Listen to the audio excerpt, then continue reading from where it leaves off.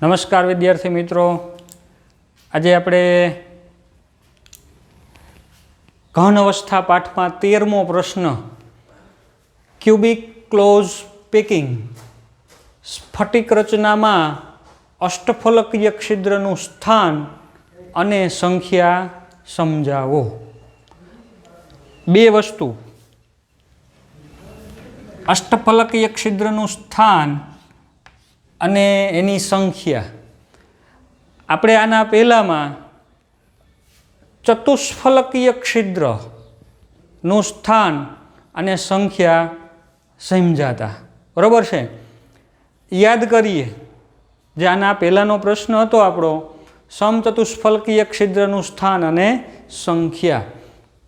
તો આ એફસીસી એકમ કોષ છે, ફેસ સેન્ટર ક્યુબિક, સીસીપી સ્ફટિક રચનાશ, એનો એકમ કોષ ફેસ સેન્ટર ક્યુબિક, ફલક કેન્દ્રિત ઘન। આની અંદર આપણે ભણ્યા હતા કે સમચતુષ્ફલકીય છિદ્ર ક્યાં આવેલા હોય અને કેટલા આવેલા હોય। યાદ કરો, સમચતુષ્ફલકીય છિદ્ર ક્યાં આવેલ હોય? તો આખો જે આ સમઘન છે એને આપણે 8 ટુકડામાં વિભાજિત કરીએ, આપણે દર્શાવીએ તો આ સમઘન છે એને આપણે 8 ભાગમાં કાપી નાખીએ તો એનો આવો એક આ દરેક ભાગ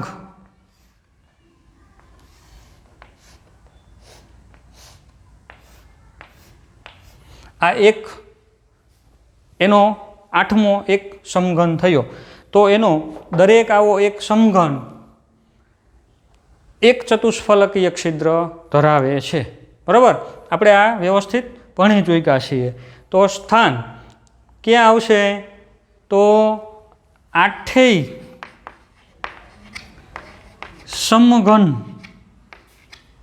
8 નાના સમઘનમાં, બરાબર। સમચતુષ્ફલકીય છિદ્ર ક્યાં આવેલું હોય? 8 નાના સમઘનમાં એક સમચતુષ્ફલકીય છિદ્ર છે એ આવેલું હોય। એની રચનામાં 1, 2 અને 3 ફલકની બાજુના 3 ગોળાઓ અને એની ઉપર આ ખૂણાનો મૂકી દઈ એટલે 4 ગોળાથી આ સમચતુષ્ફલક છિદ્ર રચાઈશ, બરાબર। આ 1, 2 અને 3 આ ફલકના આખો એક સમઘન એકમ કોષ છે, એફસીસીનો એકમ કોષ છે આ। તો 1, 2, 3 ફલકના મધ્યના બિંદુઓ છે, એની ઉપર આ એક ખૂણાનો ગોળો મૂકી દીધો આમ,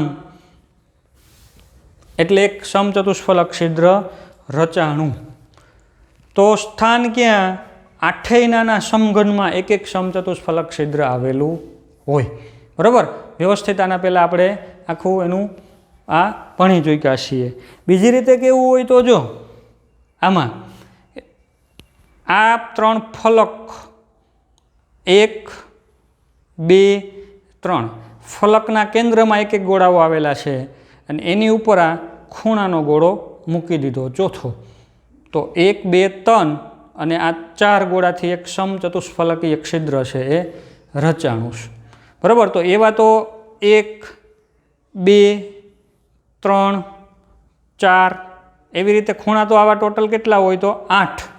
તો 8 નાના નાના સમઘન કરી ટુકડા, તો એમાં એક એક સમચતુષ્ફલકીય છિદ્ર આવે।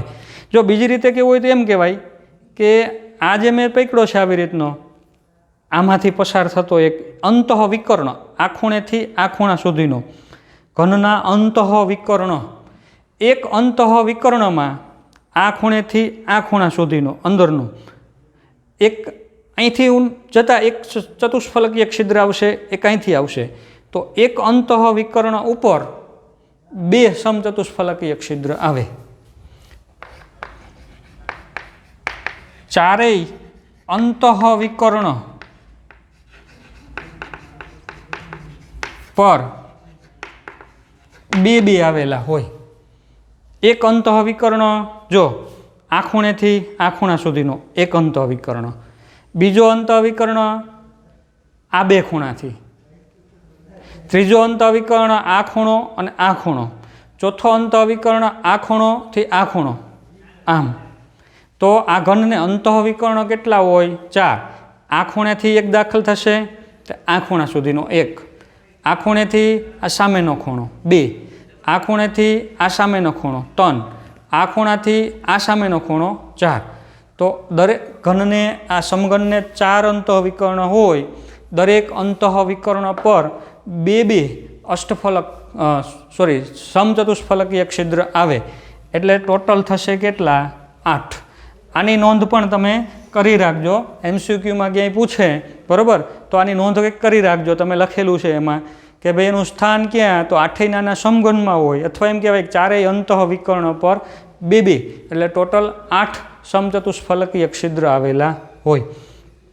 हवे परमाणुनी संख्या प्रति एकम कोष में परमाणुनी संख्या होय छे केटली? 4। 8 खूणाना थईने 1 अने दरेक फलकना मध्यना थईने 3, टोटल 4। समचतुष्फलकीय छिद्रनी संख्या है 8, परमाणुनी संख्या है 4। तो एनो अर्थ के समचतुष्फलकीय छिद्रनी संख्या है ए परमाणुनी संख्या करता बमणी छे। जो परमाणुनी संख्या ने आपणे n वडे दर्शावीए n, तो समचतुष्फलकीय छिद्रनी संख्या केटली थशे? 2n, बराबर। परमाणुनी संख्या n होय तो एना करता केटली थई? बमणी। तो अहीं सुधी आपणे आगळ छे आना पहेलाना जे लेक्चर में आपणे समझाता, बराबर। समचतुष्फलकीय छिद्रनुं स्थान अने एनी संख्या तो परमाणुनी संख्या करता बमणी होय एटलुं आपणे समझाता। जो तमारे व्यवस्थित तैयार न थयुं होय तो आना पहेला जे 19मो लेक्चर है ए पण फरीथी एकदम व्यवस्थित समझो, पछी ज आ छे समझो।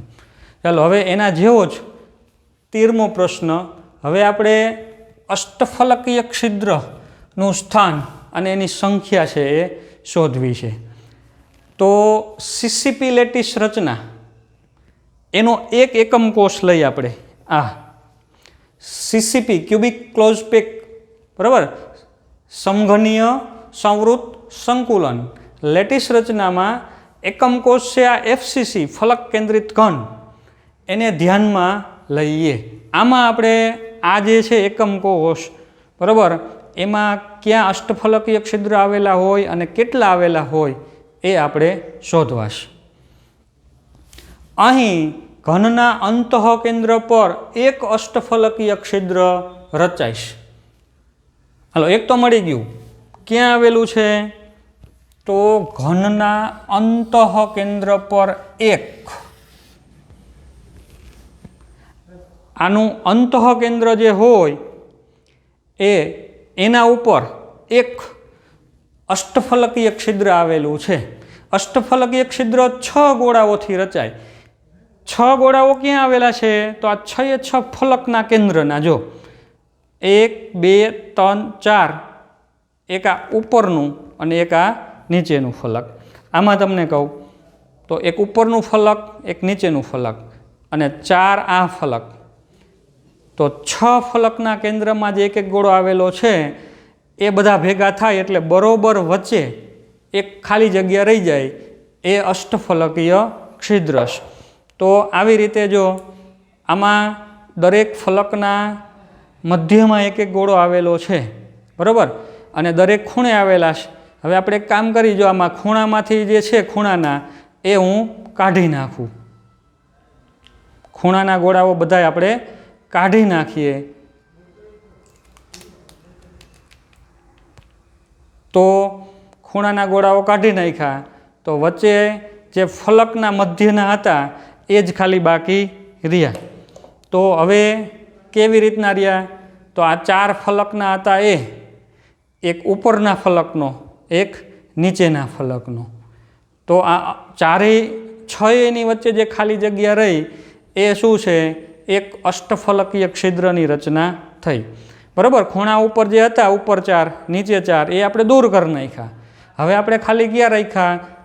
फलकना मध्यना उपरनो फलक, નીચેના ફલકનો મધ્યનો, 6 ફલકના મધ્યના ગોળાઓ રાખ્યા તો આ 6 વચ્ચે જે ખાલી જગ્યા ઉત્પન્ન થઈ એને અષ્ટફલકીય છિદ્ર કહેવાય. કેવી રીતના હોય તો 3 ગોળાઓ આવી રીતના છે, નીચે તરફ એનું શિરોબિંદુ છે આ ત્રિકોણનું, અને 3 ગોળાઓ છે એ ઉપર તરફ છે. બરાબર, અષ્ટફલકીય છિદ્ર ભણી ગયા ને એના પહેલાં આપણે, યાદ કરજો વ્યવસ્થિત. તો આ રીતે આ એક અષ્ટફલક છિદ્ર છે એ અંતઃકેન્દ્ર પર રચાય છે, જે 6 ફલકના કેન્દ્રના પરમાણુઓથી ઘેરાયેલું છે. હવે આ અષ્ટફલકીય છિદ્ર આપણે આની અંદર દર્શાવવું હોય તો કઈ રીતે? તો સહેલું છે, જો 4 આ લઈ લેવાના, ચોરસ બનાવે છે. ક્યાં? આ 4.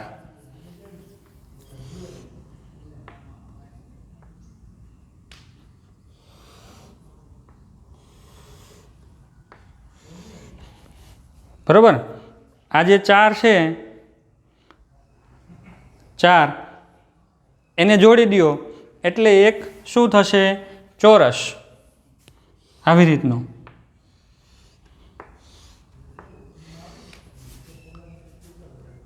હવે એની ઉપર એક ગોળો એ આ 4 સાથે સંપર્કમાં છે. બરાબર, ઉપરનો ગોળો છે એ 4 સાથે, એને 4 સાથે જોડી દઈએ આપણે આમ.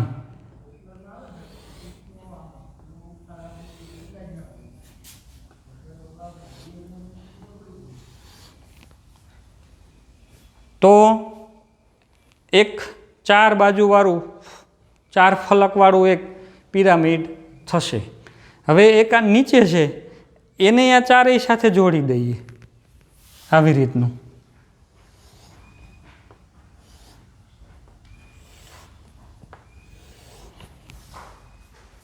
બરાબર, તો એક નીચેથી 4 ફલક આવી, ઉપરથી 4 ફલક થઈ, એટલે અષ્ટફલકની રચના થઈ. તો આ 6 વચ્ચે જે અહીંયા ખાલી જગ્યા ઉત્પન્ન થઈ છે એ અંતઃકેન્દ્ર છે.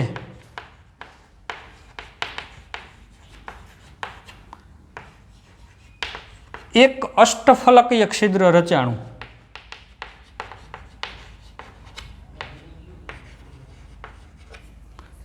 બરોબર, બધા ફલકના કેન્દ્રના ગોળાઓ છે એમાં ભાગ લેશે. તો આટલું એક થઈ ગયું. એક અંતઃકેન્દ્ર પર આવેલું છે અષ્ટફલકીય છિદ્ર, જે 6 ફલકના કેન્દ્ર પરના પરમાણુઓથી ઘેરાયેલ છે. હજી આના સિવાય બીજી જગ્યાએ પણ અષ્ટફલકીય છિદ્ર આવેલ છે. ક્યાં? તો લખેલું છે, ઉપરાંત એકમ કોષની 12 ધાર પૈકીની દરેકના કેન્દ્ર પર એક અષ્ટફલકીય છિદ્ર રચાય છે. એટલે અંતઃકેન્દ્ર ઉપર તો છે જ, પણ એની 12 ધાર ઉપર એક અષ્ટફલકીય છિદ્ર આવેલું છે. કેટલી ધાર થશે? 1, 2, 3, 4. 4 ધાર થઈ. જોજો, ધાર કહું છું, આ 4 આ નીચેની અને 4 આ ઊભી. બરાબર, 4 ઉપરની, 4 નીચેની અને 4 ઊભી. એકમ કોષને કુલ કેટલી ધાર હોય? તો 12. તો 12 ધાર ઉપર એક અષ્ટફલકીય છિદ્ર રચાય છે. હવે અષ્ટફલકની છિદ્રની રચનામાં 6 ગોળાઓ જોઈ આવા. બરાબર, આ ધાર ઉપર જે અહીંયા અષ્ટફલકીય છિદ્ર રચાય છે એના 6 પરમાણુઓ ક્યાંથી હશે? તો ધાર પરના અષ્ટફલકીય છિદ્રની રચનામાં ભાગ લેતા 6 પરમાણુઓ આવા, 6 પૈકીના 4 પરમાણુઓ એ એક એકમ કોષના હોય. 4 પરમાણુઓ આના હોય. દાખલા તરીકે આ ધાર ઉપર છે, અહીંયા એક અષ્ટફલકીય છિદ્ર રચાય છે, તો 1, 2, 3 અને 4. આમાં બતાવું તો ધારો કે અહીંયા ધાર ઉપર એક છિદ્ર આવેલું છે, ખાલી જગ્યા. બરાબર, તો એની રચનામાં ભાગ લેતા 6 પરમાણુઓ પૈકી 1, 2, 3, 4, 2 ખૂણાના, 2 ફલકના, એ આ એકમ કોષના હોય. હવે બાકી વધ્યા 2 6 માંથી, એ તો અહીંયા જે બીજા એકમ કોષ આવતા હોય એના છે.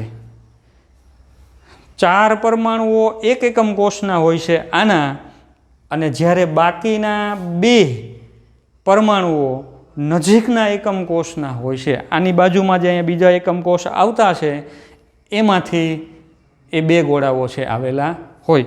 તો આ પણ એક ખૂબ અગત્યનું કે ધાર ઉપર જે અષ્ટફલકીય છિદ્ર હોય છે એના 4 પરમાણુઓ એક એકમ કોષના હોય અને બાકીના બે પરમાણુઓ છે એ બીજા બે એકમ કોષના હોય. એટલે કુલ 6 પરમાણુઓથી એક અષ્ટફલકીય છિદ્ર છે એ રચાય. હવે વાત આવી ધારની, તો એકમ કોષને તો આવી 12 ધાર છે. દરેક ધાર ઉપર એક એક અષ્ટફલકીય છિદ્ર આવે. તો આપણો પ્રશ્ન તૈયાર થઈ ગયો કે ભાઈ એકમ કોષમાં અષ્ટફલકીય છિદ્રનું સ્થાન ક્યાં છે? સ્થાન તો અંતઃ કેન્દ્ર ઉપર છે અને 12 ધાર ઉપર છે. બરાબર, અષ્ટફલકીય છિદ્રનું સ્થાન નક્કી થઈ ગયું. ક્યાં છે? તો અંતઃ કેન્દ્ર ઉપર એક અષ્ટફલકીય છિદ્ર છે અને 12 ધાર ઉપર એક એક અષ્ટફલકીય છિદ્ર છે. હવે આપણે સંખ્યા ગણીએ. અષ્ટફલકીય છિદ્રનું સ્થાન અને એની સંખ્યા. તો સ્થાન તો નક્કી થઈ ગયું, અંતઃ કેન્દ્ર પર 1 અને 12 ધાર ઉપર. તો 1 અને 12 ટોટલ સંખ્યા 13 નહીં. જોજો, ટોટલ સંખ્યા 13 નહીં થાય. કેવી રીતે? અંતઃ કેન્દ્ર એટલે આની અંદર. અંતઃ કેન્દ્ર પર 1 છે એ તો આખે આખું એકમ કોષનું કહેવાય, પણ ધાર ઉપર જે વસ્તુ આવેલી હોય એ તો આપણે આગળ ભણી ગયા ને કે ધાર ઉપર કોઈ આવેલું હોય તો ધાર તો આવા બીજા 4 એકમ કોષની સહિયારી હોય.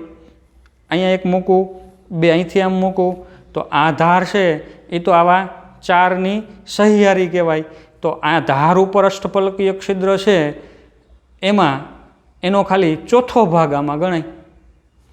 તો 12 જે ધાર ઉપરના છે, બરાબર, એને ગુણ્યા એનો ચોથો ભાગ કરવો પડે. કારણ કે દરેક ધાર છે એ 4ની સહિયારી છે. ધાર ઉપર જે હોય એ 4 એકમ કોષમાં ગણાય. તો અંતઃ કેન્દ્ર પર 1 એ આખું અને 12ના ચોથા ભાગ કરીએ એટલે 3. તો 1 અને 3 એટલે કુલ સંખ્યા થશે 4.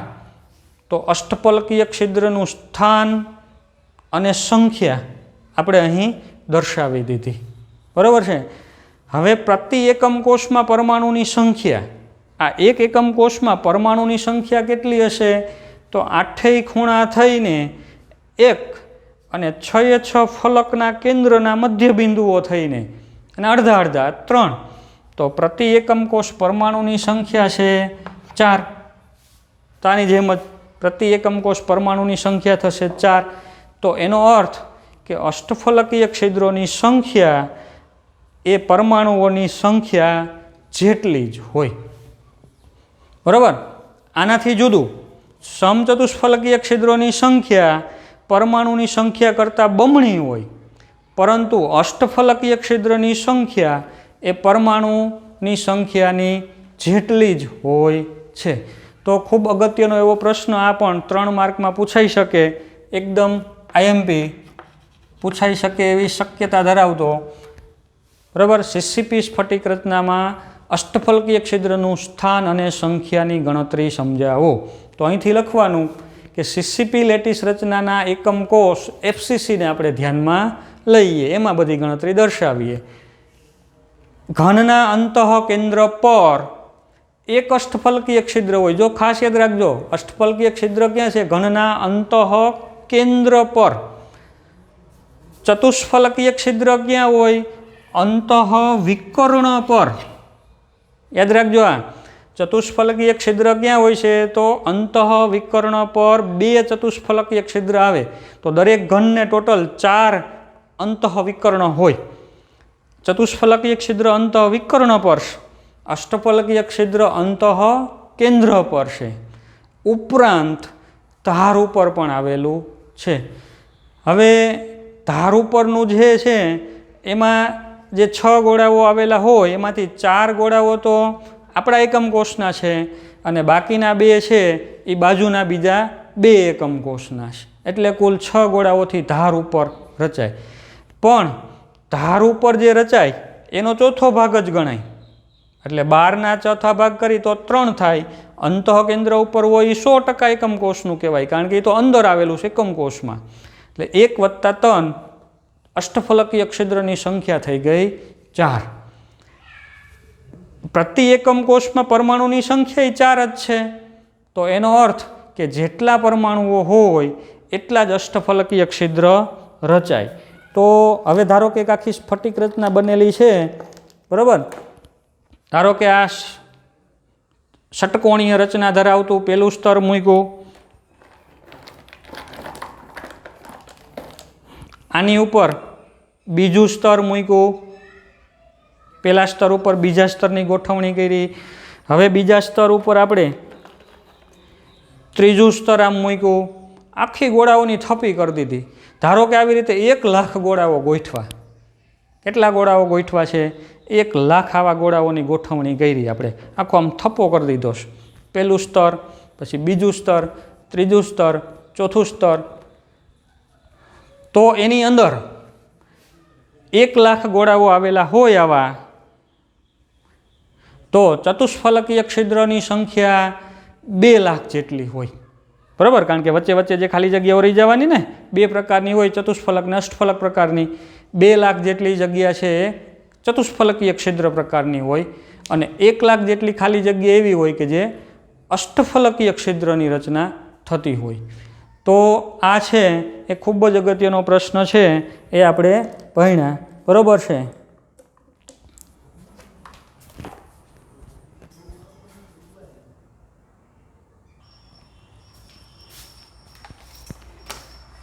ચાલો હવે આપણે દાખલાઓ માટે અગત્યના એવા સૂત્રો છે એની એક નોંધ કરી લઈએ, ખાસ અગત્યનું, બરાબર। જે આ 2-3 વસ્તુ આપી છે એના આપણે ઉપયોગ કરીને દાખલાઓ છે એ ગણશું।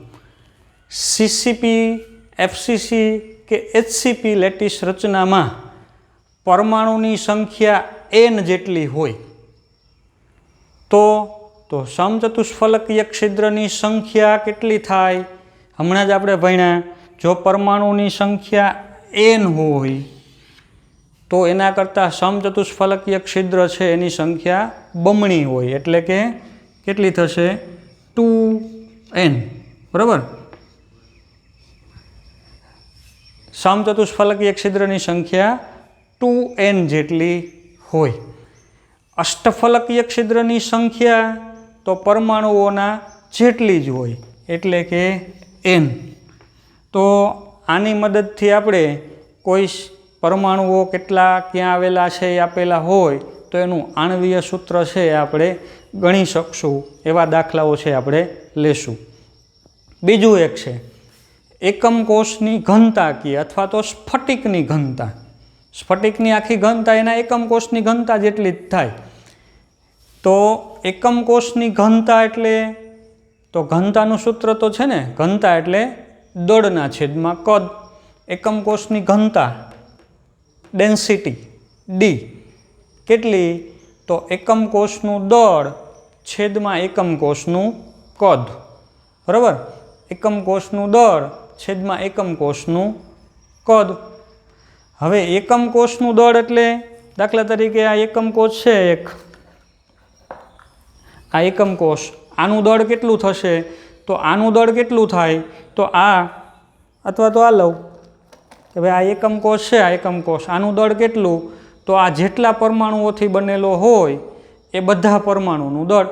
એટલે એકમ કોષનું દળ એટલે એકમ કોષમાં પરમાણુની સંખ્યા, એને કહી Z, એને ગુણ્યા એક પરમાણુનું દળ। ધારો કે આમાં 5 પરમાણુ આવેલા છે અને એક પરમાણુનું દળ આપણે 5 લઈ, 5 અથવા તો 10 યુનિફાઈડ માસ લઈ, તો 10 ગુણ્યા જેટલા પરમાણુ હોય એટલા કરી દેવાના। તો એકમ કોષમાં પરમાણુની સંખ્યા એને ગુણ્યા એક પરમાણુનું દળ, એટલે કુલ જે એકમ કોષમાં પરમાણુ આવેલા છે એનું દળ થઈ ગયું, એ થયું એકમ કોષનું દળ, છેદમાં એકમ કોષનું કદ। એકમ કોષનું કદ એટલે એની ધાર સમઘન હોય તો લંબાઈ ગુણ્યા પહોળાઈ ગુણ્યા ઊંચાઈ, એટલે એકમ કોષનું કદ એટલે A ક્યુબ, એની ધારનો ઘન, બરાબર। તો આ સૂત્ર થઈ ગયું, એકમ કોષની ઘનતા બરાબર એકમ કોષમાં પરમાણુની સંખ્યા ઝેડ છેદમાં એકમ કોષનું કદ એ ક્યુબ એક પરમાણુનું દળ. હવે વાત આવી એક પરમાણુનું દળ કેટલું થાય. હવે એક પરમાણુ તો બહુ સૂક્ષ્મ હોય, એનું દળ તો અતિ સૂક્ષ્મ થાય. એક પરમાણુના દળની આપણને ખબર નથી, પણ એક મોલ પરમાણુનું દળ ખબર છે. એક મોલ એટલે તો ઘણા બધા પરમાણુ થયા ને, 6.022 × 10⁻23 એવોગેડ્રો અંક Na એક મોલ, બરાબર. એક મોલ પરમાણુનું દળ હોય એને તો શું કહેવાય, મોલર દળ. એનું મોલર દળ, દાખલા તરીકે હાઇડ્રોજનનું મોલર દળ તો એક. કાર્બન છે, એક મોલ કાર્બન લઉં, Na કાર્બન લઉં, એક મોલ કાર્બન, તો એનું દળ 12 ગ્રામ, બરાબર. તો એવોગેડ્રો અંક જેટલા પરમાણુઓ લીધા હોય એટલે 6.022 × 10⁻23 તો એનું મોલર દળ થાય. તો એક પરમાણુનું દળ કેટલું, 83. તો એક પરમાણુનું દળ તો 1 × m એટલે મોલર દળ છેદમાં એવોગેડ્રો અંક. એટલે એક પરમાણુનું દળ મળી ગયું મોલર દળના છેદમાં એવોગેડ્રો અંક. આ કિંમત અહીં મૂકી દઈ, એક પરમાણુનું દળ મળી ગયું તો આપણું આખું એક સૂત્ર થઈ ગયું જો ઘનતાનું, કે ઘનતા બરાબર શું થશે, તો એકમ કોષમાં પરમાણુની સંખ્યા ઝેડ છેદમાં એકમ કોષનું કદ ઝેડના છેદમાં એ ક્યુબ, બરાબર. ઝેડના છેદમાં એ ક્યુબ આવી ગયું. હવે ખાલી બાકી રહ્યું એક પરમાણુનું દળ. તો એક પરમાણુનું દળ છે મોલર દળના છેદમાં એવોગેડ્રો અંક. કઈ રીતે, તો આપણે ત્રિરાશિ મૂકી, એક મોલનું દળ હોય તો મોલર દળ કહેવાય, તો એક પરમાણુનું દળ છે એ મોલરના દળના છેદમાં એવોગેડ્રો અંક. તો આ સૂત્રનો ઉપયોગ કરીને આપણે ઘણા બધા દાખલાઓ છે એ ગણશું. યાદ રાખજો, ડી એટલે ડેન્સિટી ઘનતા, ઝેડ એટલે એકમ કોષમાં પરમાણુની સંખ્યા. સાદો ઘન હોય તો ઝેડ 1 આવે. અંતઃકેન્દ્રિત ઘનની વાત થતી હોય તો એકમ કોષ દીઠ પરમાણુની સંખ્યા 2 હોય. ફલક કેન્દ્રિત ઘન હોય તો એકમ કોષમાં પરમાણુની સંખ્યા કેટલી હોય, FCCમાં 4. તો ઝેડ બરાબર કાં 1 હોય, કાં 2 હોય, કાં 4 હોય. કયો એકમ કોષ આવેલો છે એના ઉપરથી ઝેડ નક્કી થાય. એમ એટલે જે પરમાણુઓ હોય એનું મોલર દળ. દાખલા તરીકે કોપરની વાત થતી હોય તો 63.5, એલ્યુમિનિયમની વાત થતી હોય તો m બરાબર 27, બરાબર. કયો પરમાણુ છે એના આધારે એનું મોલર દળ નક્કી થશે. છેદમાં એકમ કોષની ધાર એ તમને આપેલી હોય અથવા પરમાણુની ત્રિજ્યા આપી હોય તો ધાર આપણને મળી જાય, બરાબર. આપણે ધારના સૂત્રો લખ્યા હતા, આખા કોષ્ટક બનાવ્યા હતા, દરેકની ધાર છે એના સૂત્રો બનાવ્યા હતા.